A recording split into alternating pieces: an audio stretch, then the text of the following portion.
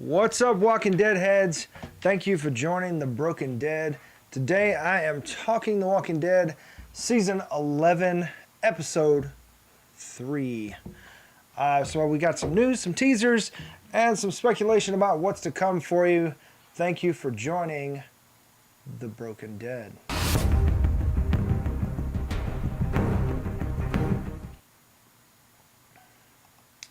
All right, guys. Excuse me. Like I said, thanks for joining me. My name is Dylan, and whether you're new to the show or you're joining us from over and over, I appreciate you coming back. And you can catch the show on YouTube, Facebook, Facebook Live, or Watch, or whatever they're calling it nowadays, and Twitch. So check us out in those places. And please like, subscribe, and hit the little bell icon so that you know when we drop new videos and when we go live. Excuse me. Yeah, it's like that. Sorry. If you do like the show and you want to see more of the show, do be sure to subscribe and follow us on our social media platforms.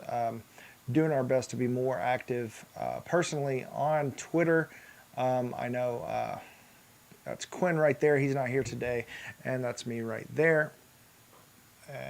There. And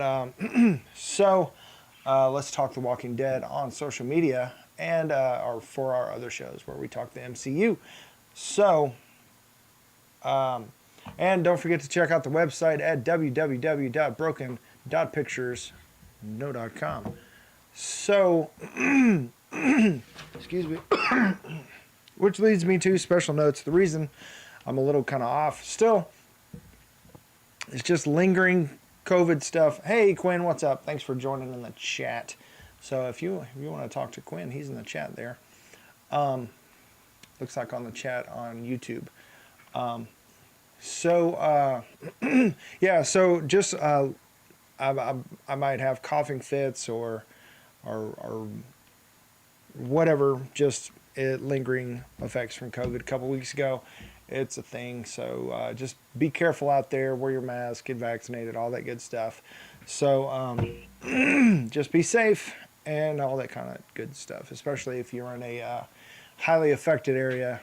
Personally, we are in Northwest Arkansas, so it's pretty rough here. Just Arkansas in general.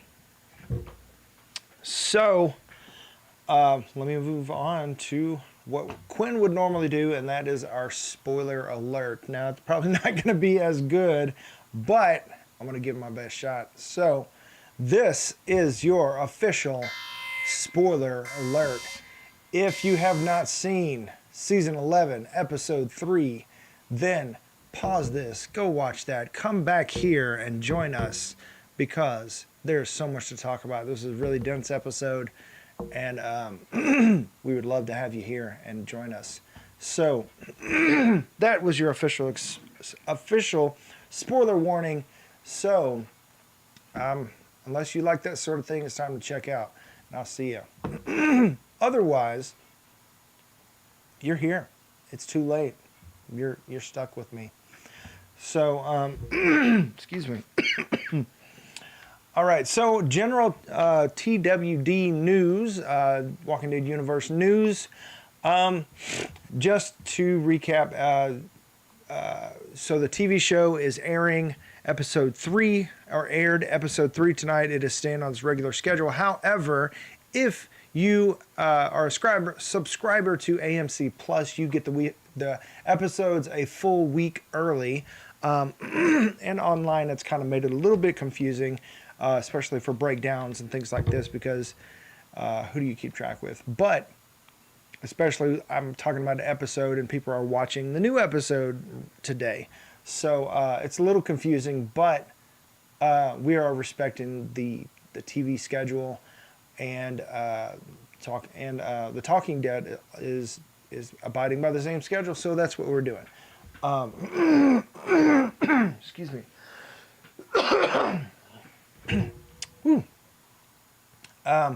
So I'm going to try to make it quick tonight, just for obvious reasons. Just don't want to get you guys to have to endure all my coughing fits and whatnot. However, so this season this is the final season of The Walking Dead, and it will air in 3 parts, 8 episodes each, 24 in full. And we are on episode 3 of part 1.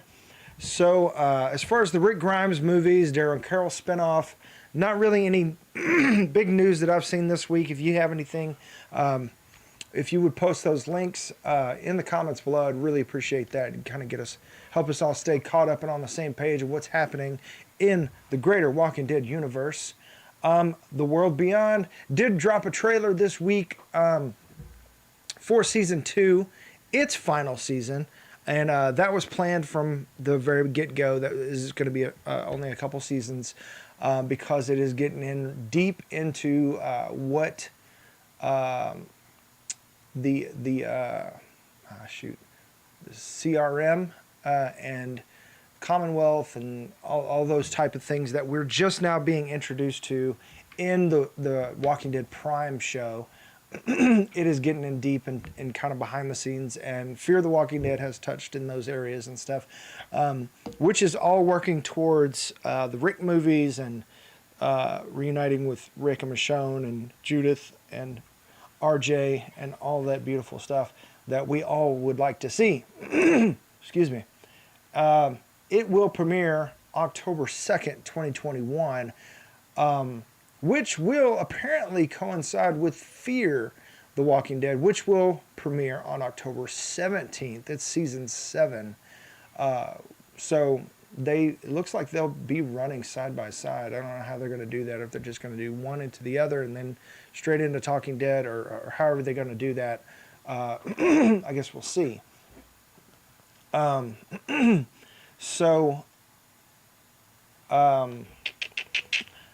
Typically, like, I'm one of those people that's not huge on the Fear the Walking Dead. I started like the first couple seasons and then kind of fell off of it. Kind of got in and out of it and that kind of stuff. But with Morgan coming in and them changing the cast up, they have gotten deeper and deeper into the actual lore of The Walking Dead that isn't necessarily into the comic stuff, but more into the TV universe type thing. And it appears I'm going to have to go back and watch it because it's all kind of coming together and fleshing out, and it's all connected because that's what a universe does.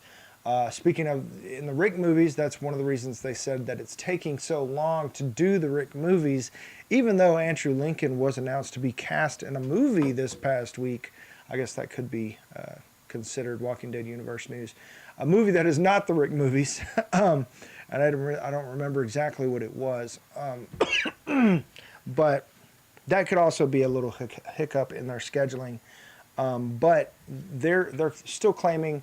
Producers are still claiming that it is due to making sure that we get the best possible Rick movies ever, and not just some thrown together stuff. And if you kind of follow different universes and the way they kind of lay things out and what works and what doesn't work, you kind of get the idea of how that could fall apart very quickly. And that it is something that requires a lot of care and effort to make it work right. So I appreciate their effort and what they're doing. And nobody wants a crappy Rick movie. So we've waited this long. We can wait for a good one. So moving forward, I'll go ahead and intro the episode. So episode 3 is called Hunted, and the description says Maggie's team gets separated and hunted by the Reapers. Carol, Rosita, Magna, and Kelly attempt to catch horses for Alexandria. Judith, RJ, Hershel, and Gracie cope with their parents going away. So, personally, I'm going to say this episode was... I actually liked this episode. It had a lot of good moments. A couple little... there's always that. It's The Walking Dead. But I thought this was a strong episode. I thought it was a good episode. I'm going to say I'm gonna say it's a 9, man. I really enjoyed this episode, and there was a lot going on, and it didn't feel crammed, and I'm excited for where it's going and what's going to happen next with these characters, even though some of it feels a little contrived and that kind of thing. So, but it's an apocalypse soap opera, basically. So, all right. So when we opened the episode, it was really interesting how they opened it, jumping straight in from the end of last episode, where Maggie and Negan and Daryl and Gabe and Maggie's other people being jumped by the Reapers because they were on their road and they've got their territory, and they came up on these kind of flayed men in the streets, kind of like a Nero situation, and except they're not lit, obviously, but they're hung by their feet. And so we jump right in, and it looks like Negan's leg got a knife in it. Of course, we lost C. Thomas Howell, who played Roy, who's another great actor, right off at the end of last episode with an arrow. And so then Negan gets a knife in his leg. It looks like Gabe gets a gash in his neck, which is very close to an artery right there. So we could have lost Gabe rather quickly there. So it looks like Daryl, we know from the teasers for next episode. By the way, I have not watched episode 4 just so that I can stay spoiler free and just talk about episode 3. So. But we know from the description of what's going on and where that's leading. So Daryl is still kind of tussling with some of the Reapers there. And Maggie is in it pretty thick. And her people really, really take a hit on this one. Sasquatch Duncan takes a hit. Her number 2, and I forget the guy's name, the guy with the ponytail, gone. He's straight up gone. They knocked him out quick. And really thought that he was going to be sticking around for a little bit. And then, of course, we find later that Duncan and Agatha are gone as well. So really taking a hit for Maggie there. However, in this scene, it was really interesting how they did it kind of in the middle of the action there. And I know there's a lot of complaints for a long, long time about The Walking Dead being too dark, and even kind of this past 2 episodes where they were in the subway tunnel, some of it was real dark, and we only just kind of get highlights, and that, of course, that's a horror trope, and that's just how it is sometimes. But for this one, it was really an interesting choice how they just basically spotlit the camera and whatever they were shooting, and just kind of followed Maggie around, and I don't know if they were trying to do just kind of isolate Maggie and it just be her moment and what she's experiencing. But I don't know. I felt it was kind of awkward and kind of pulled me out of the scene of something that could have been an excellent, excellent scene. It was just a little weirdly lit. Yeah,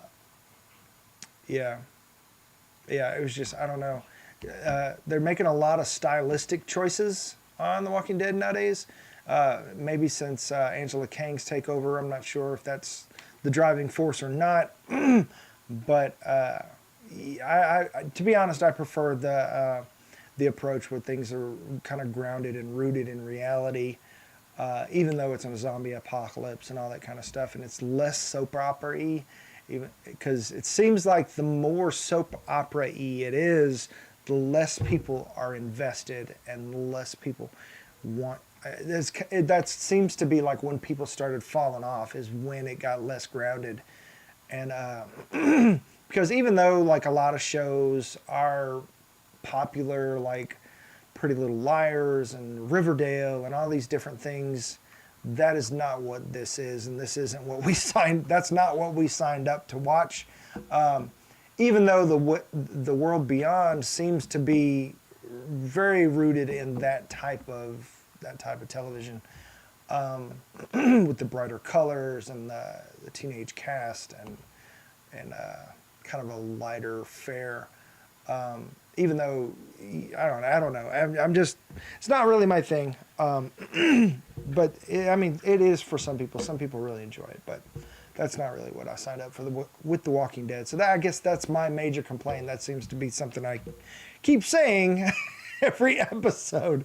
But however, there were some really good moments.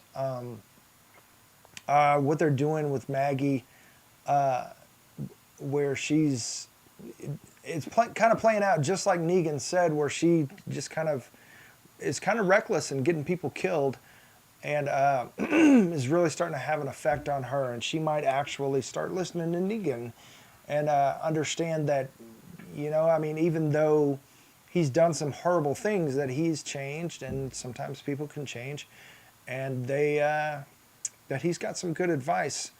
And and you got Alden there, who has, and I forget that Alden used to be a savior, but he has been on both sides of the fence, and just kind of like actually kind of even though he's called Negan out on some things, he has taken Negan's side a little bit, just kind of like with her leaving Gage behind, and really getting up in arms about Negan leaving her, and so there's a lot of interesting dilemmas happening with her, and what she's got to process and what she's going through, and excuse me, and it seems like the more that is revealed about her, that man, she's been through a lot, and even though the way it's happening is kind of, I don't know, like I don't know if I like the way it's being revealed, because when she first came on and it was like just so strong, and then it's kind of being unrolled, like exactly how bad it's been for her and Hershel out on the road, and how she's changed.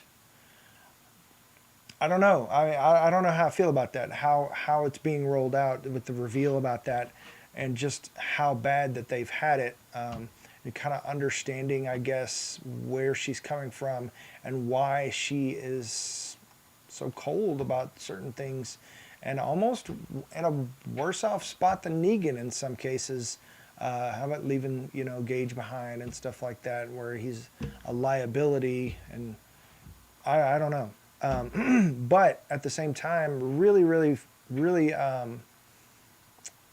being affected by the loss of her own people, and making the choice to leave Alden in the church, and kind of barricade it up and leave him some food and everything, where I don't know, it just kind of took even though it was her decision to make, and Negan kept really hammering that home, and she was very upset with him, that decision, it was interesting how middle of the road it was, where there was really no good guy or bad guy there. She just kind of had to do what they had to do, and Alden kind of let her off the hook for it, and so that was kind of nice. So let me see if there's anything. Oh, didn't even get into like just how deadly and how kind of scary these Reapers are. Even though we've seen some pretty crazy, messed up people on The Walking Dead, and we've seen a lot of different kind of bad guys, and it seems like they up the ante every time in a new way. And I know that we are moving towards the Commonwealth, but these Reapers are a nice little stopgap, I guess, on the way that Alexandria and Maggie and her crew are dealing with. And man, they're pretty kind of purge, mercenary type scary people. And so we've got the guy with the skull mask that just takes a licking and keep on ticking. Man, he is like almost like the beta of the group, where I mean the guy has been stabbed and all kinds of stuff. And so it was a nice little horror sequence where she's on the run from this guy, and gets into I'm assuming it's a mall with all the mannequins and the escalators and the stairs and all that kind of stuff. So it's a nice little horror sequence and good move on her part, putting the bottles on the door. It's kind of like, if they move, they'd fall off and all that kind of stuff.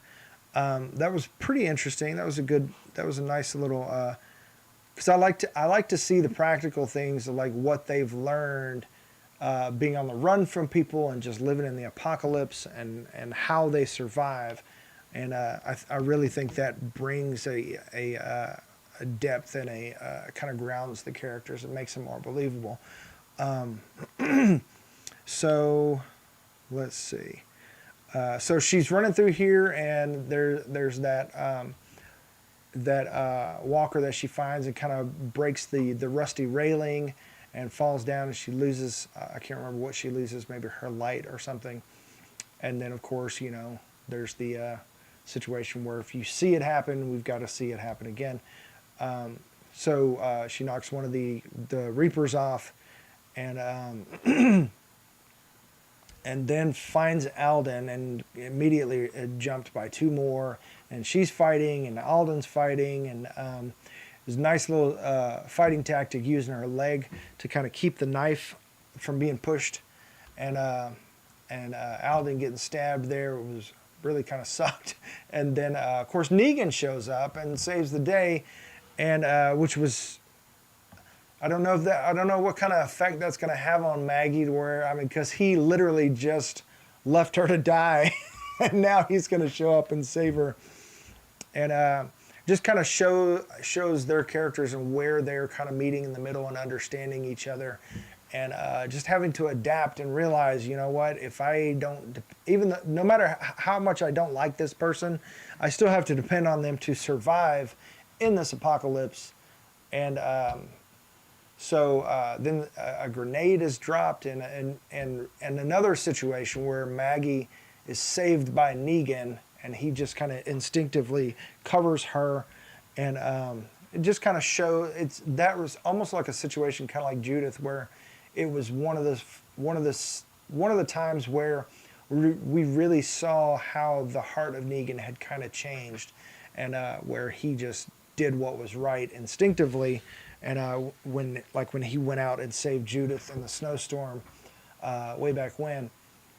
And so, of course, Alden has taken quite a hit, and they're dragging along. And even though those Reapers kind of disappeared and they didn't see where their bodies went or whatever, like they didn't even really kind of check in or watch their back or anything. They just kind of hobbled out of there and went to this church. And I even stayed on the road, and Negan and Alden both were kind of pressing Maggie that was a bad idea. So I don't know how things are going to work out for Alden, being left in a place right off of the road and potentially followed by the Reapers.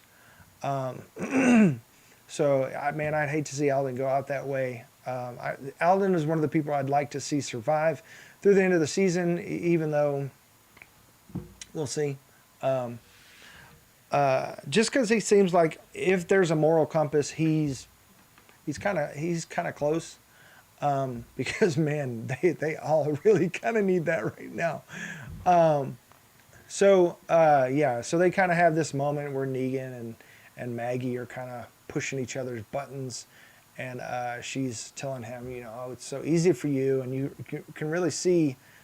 Even though, I forgot, they lost Agatha on the way, and there was this big burnt walker just kind of out of the blue, right before Agatha gets bitten by a walker, which was Greg Nicotero in makeup that bit her, and that little scene that was in one of the teasers showing her arm getting bitten. A lot of people thought it was Maggie. Apparently some people thought it was Alden, but it was obviously Agatha now.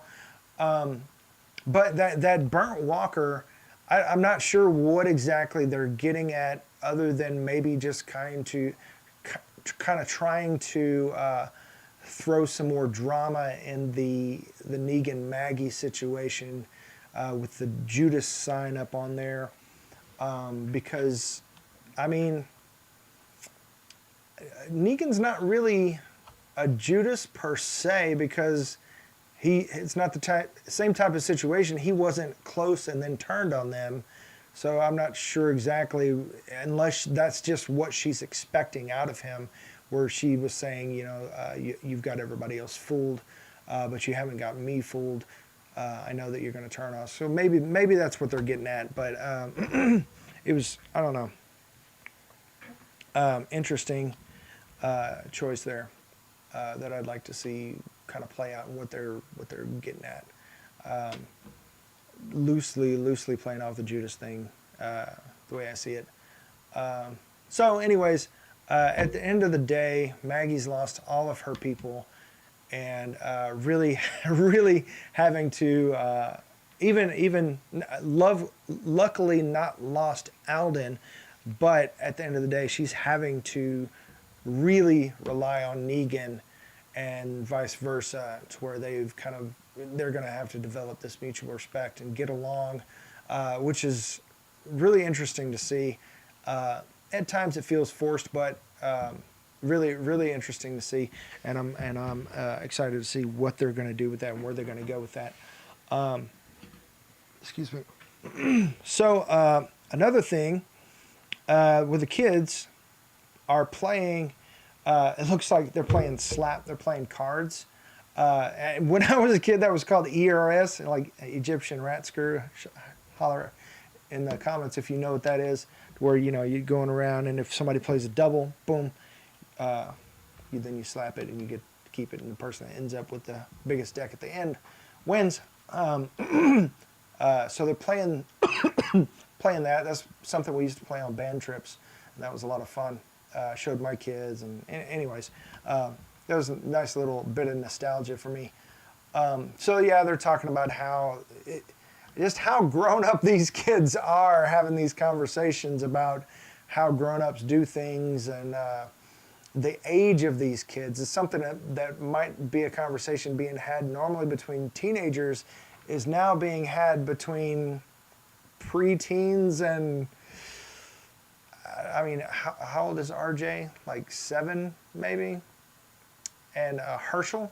Like, I don't even know how old Hershel is right now, because I don't know. I haven't done the math, to be honest with you. But yeah, man, how old is that kid now? But he seems older than RJ, which I guess, yeah, he's got to be older than RJ, because Glenn was killed before that. But anyways, RJ has seen some shit. Talking about eating spiders, man. That kid, like, good God, dude. He's like, yeah, they only say these things to make themselves feel better. So you could tell he's got some of that bitterness that Maggie's got. Where I don't know if bitterness is the right word. It's cynicism, I guess. So, man, that kid, he needs a childhood. Being out on the road has hardened him. And, man, that would break Glenn's heart. I just know it would break Glenn's heart to see that. So another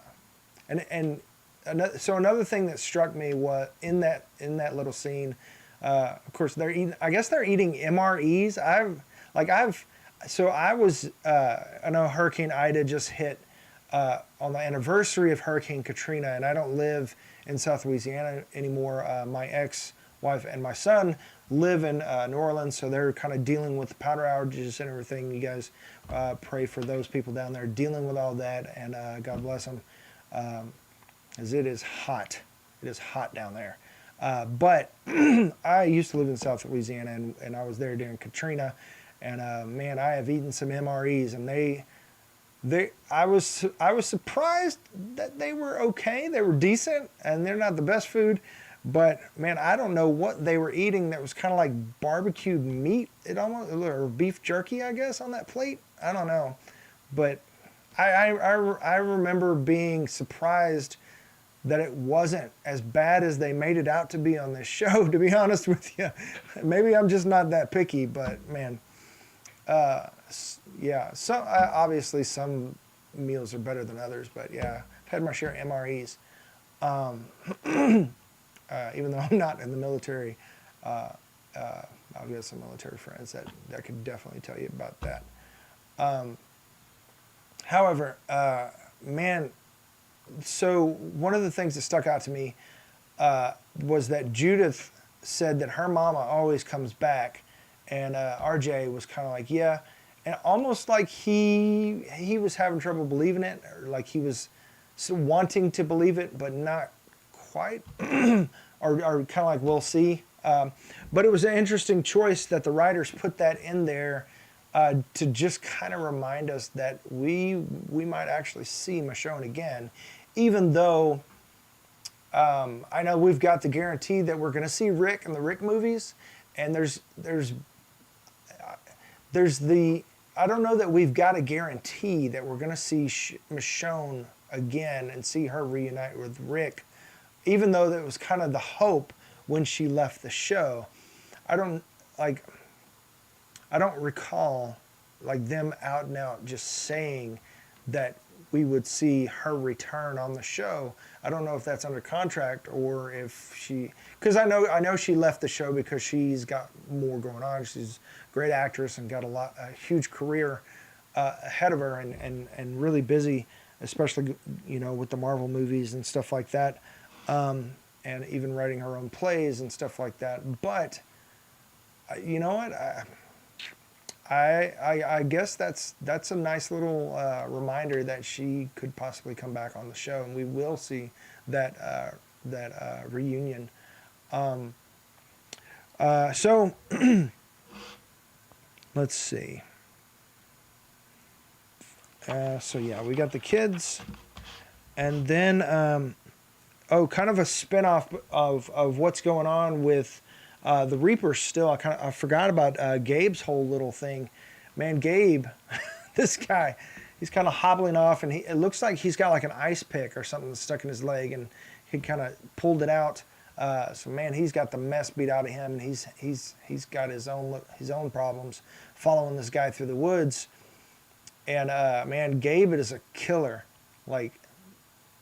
and he's got that killer instinct now where it kind of pains me to see just like where we found him and how much of a coward he was, and that he has no mercy whatsoever for anybody that was even remotely like he was, or just any kind of weakness, to be honest with you. Like, he's in a really, really harsh place.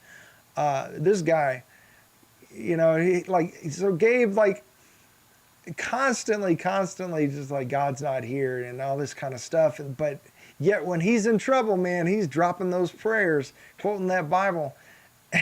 And then when the other guy, of course, the pray for your enemies is like one of the basic precepts of Christianity. And I mean, like Jesus on the cross talking to the thief next to him. He didn't like, oh, you know what? I'm innocent and you're a thief, so you deserve what you're getting. No, he said, I'll see you this day in paradise. Not Gabe. No, God has mercy, but Gabe does not. This guy is like, pray for me, preacher, pray for me. No, absolutely not. And didn't leave the guy. He straight up killed him. And just like the episode that we saw towards the end of season 10 with those extra episodes when he was with Aaron, just straight up killed that guy, like Gabriel. And it seems like no remorse. And man, he's on a really, really interesting arc here. It seems like he's really questioning his faith, but it's the thing that he turns to when he is in pain and struggling or whatever. So he's in a really weird and interesting place right now that, man, I really want to see that work out, especially when everything is going wrong and they really need some hope right now. And Gabe is supposed to be the moral compass. He's supposed to be the guy. And just is not only not the guy, but he is pushing it the other direction. And just, man, he's in a dark, dark place right now. He could fit in very well on the show Preacher with his flat brim hat and dead eye.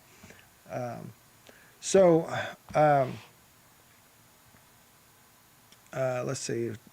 Just check my notes real quick if there's anything else I've got when it comes to Gabe here.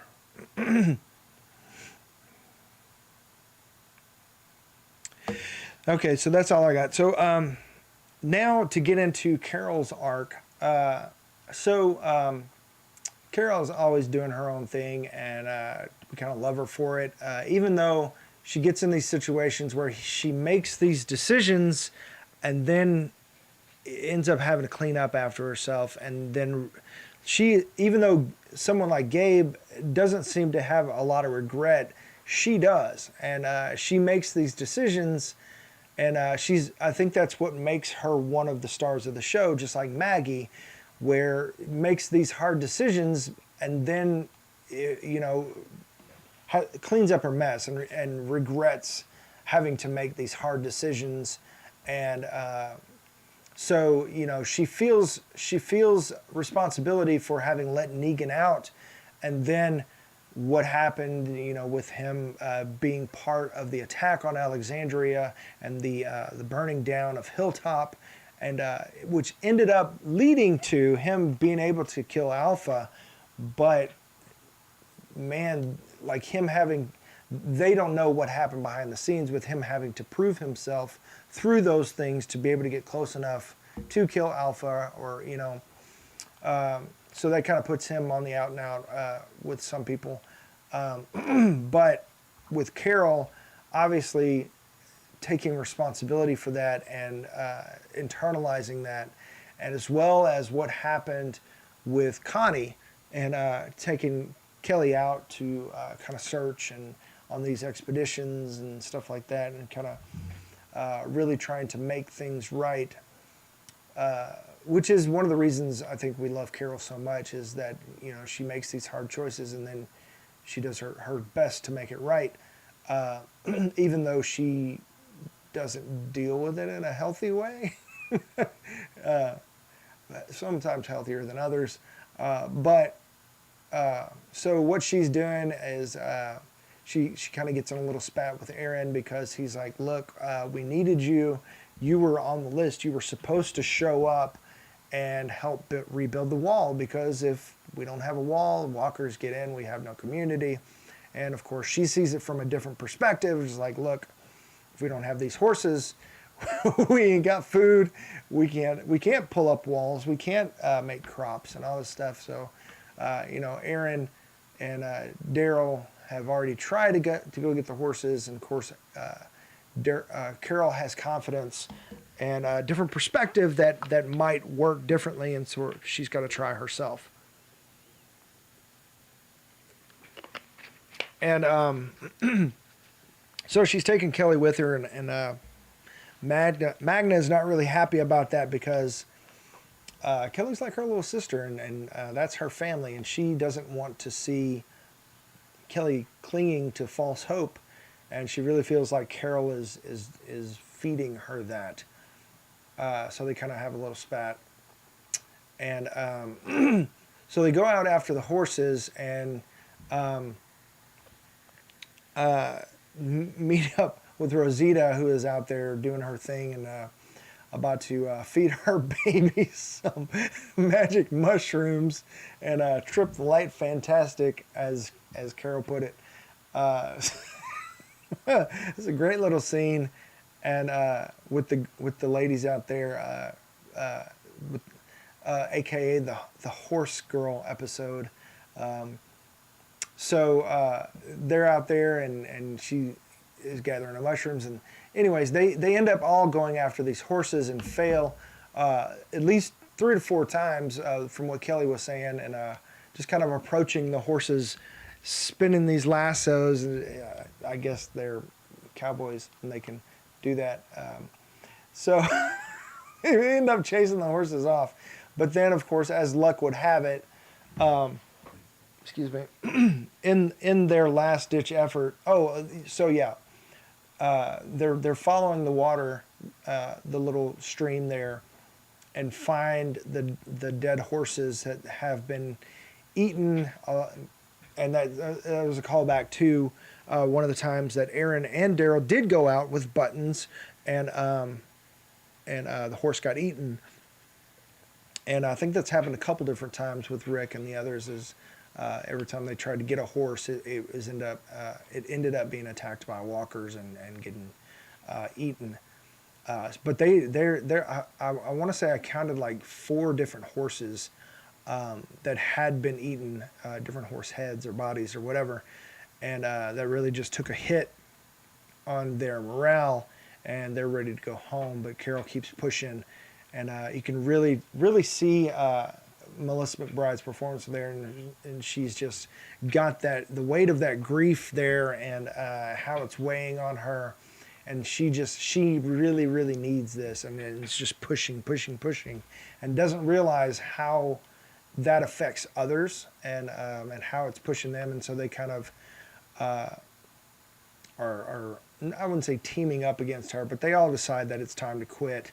But Magna, of all people, who seems to be kind of like the hard ass, actually sees that what is going on and sees through Carol pushing.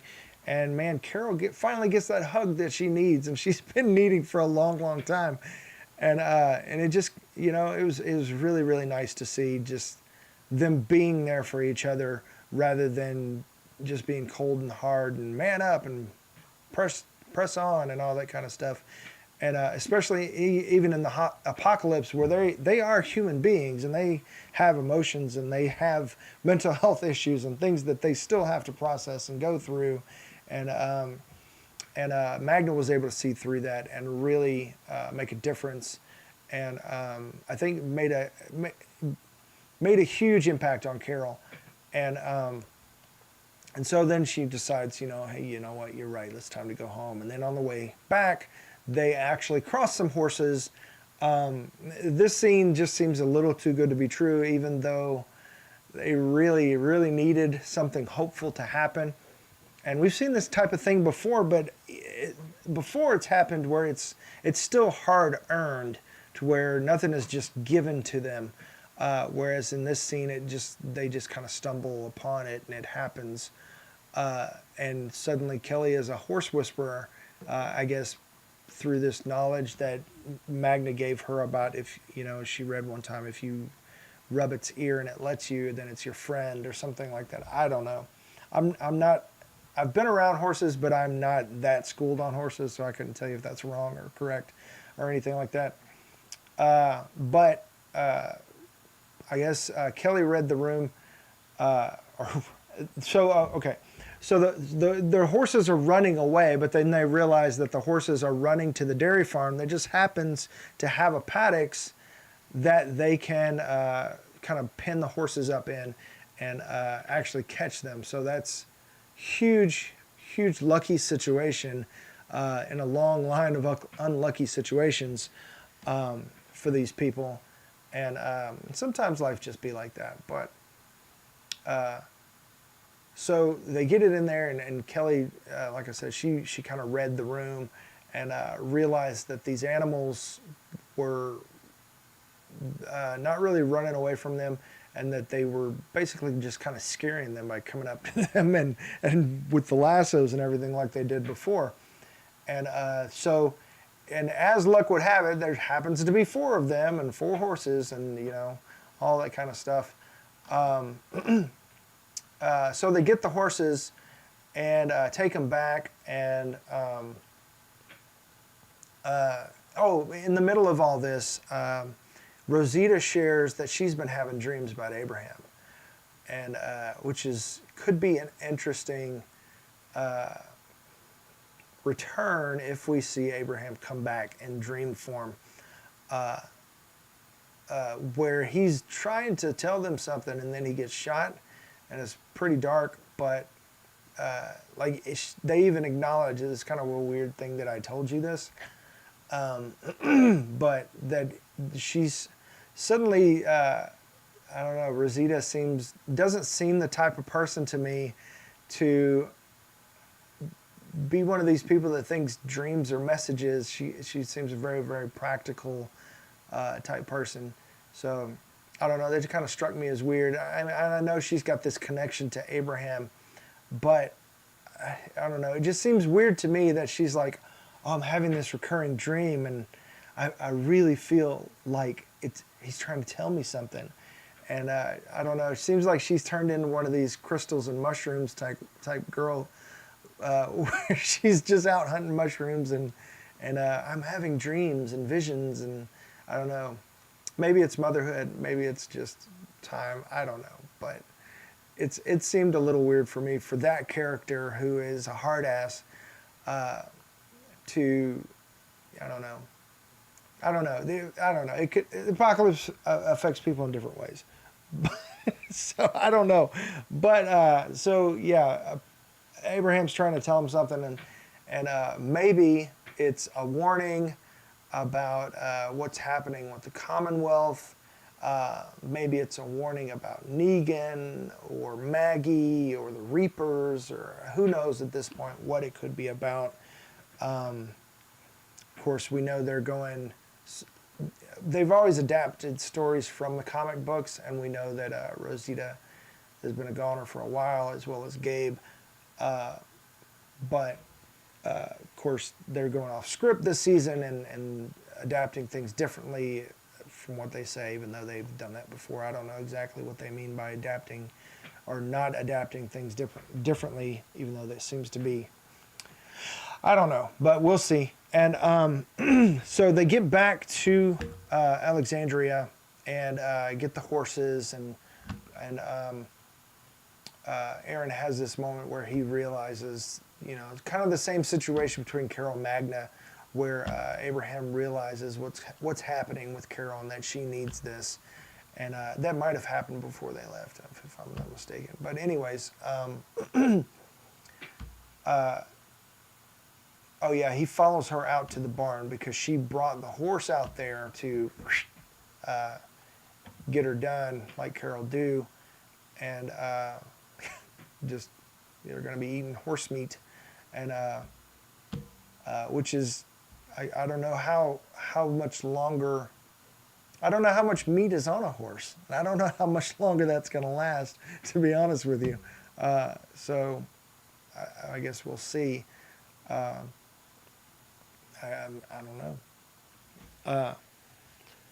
But it could get them over the hump until Maggie returns with supplies, or Eugene and company get back with the Commonwealth. We'll see. But I think that's all I have.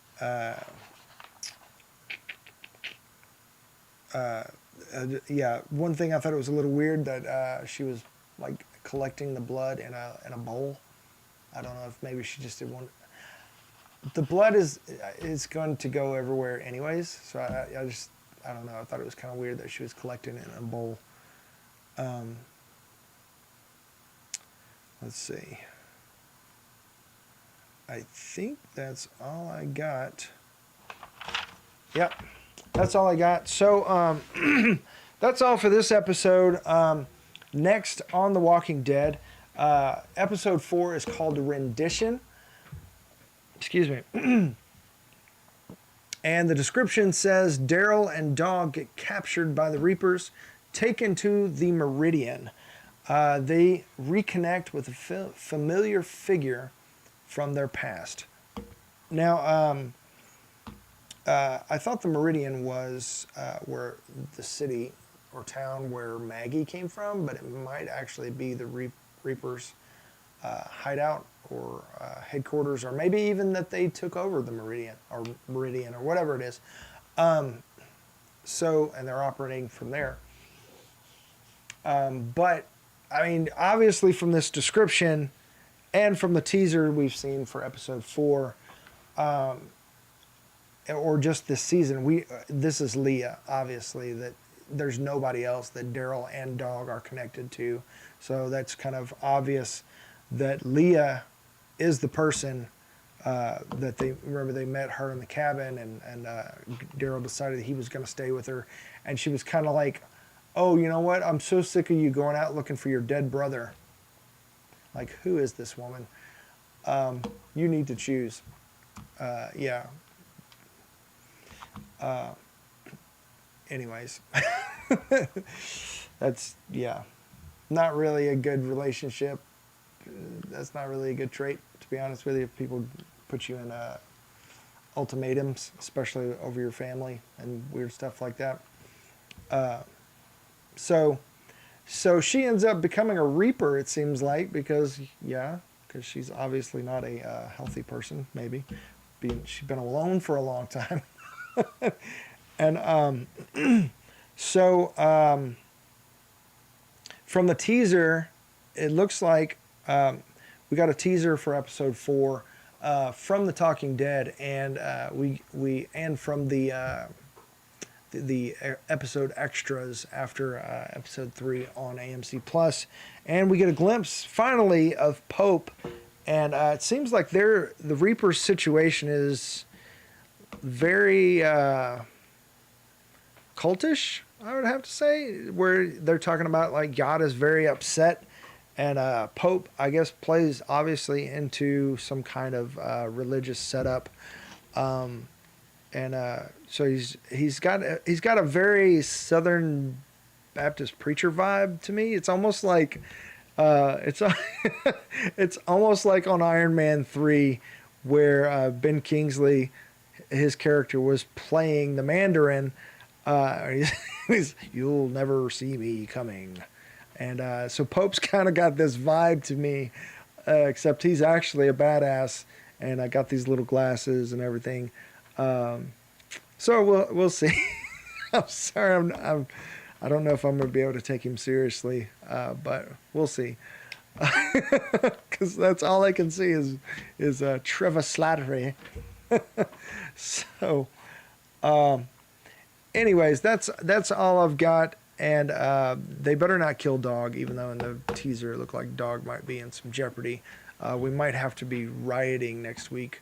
But speaking of next week, we hope that you will come back and join us every Sunday at 10 o'clock Central Standard Time on YouTube, Facebook, Twitch, and you will like and subscribe, or just like at the very least. That does excuse me. That does a lot. That's a huge help. Whether you're watching Facebook, Twitch, YouTube, whatever, liking is a huge deal. And if you'd like to support the show, or if you know somebody that is into The Walking Dead, or into our other show where we discuss the MCU, sharing would be another huge help. And if you are you want to get more of the show, enjoy watching the show, or want to keep up with us, you can follow us on social media or subscribe to the show. That way you can hit the little bell icon and know when we drop new videos, when we go live. And if you are interested even further in supporting the show and seeing us do more, we would greatly appreciate that. And you can check out our Patreon page, or drop us a little tip there, or on Twitch, or on trying to think. There's a little tip page from Streamlabs. There it is, going across the bottom of the screen right now. Streamlabs.com/brokenpictures, where you can go drop a little tip, whether it's $1 or more or whatever. Whatever suits you. Appreciate it so much. Let's see. And don't forget to check out the website, www.broken.picturesno.com. And appreciate you guys, especially if you've watched. Thank you so much. Really appreciate you. And thanks for tuning in. And we'll see you next time. I'm Dylan. Peace.